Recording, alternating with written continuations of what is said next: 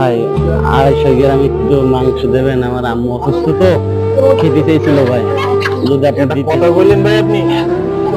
150 টাকা আবার শুরু করলাম, 250 গ্রাম মাংস হয়?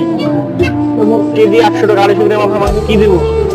তার চেয়ে ভালো ভাই আপনি এক কাজ করে একটা মুরগি নিয়ে যান, 220 টাকা কেজি, নিয়ে আপনার আম্মা খাওয়ান। 250 গ্রাম মাংস হয় না।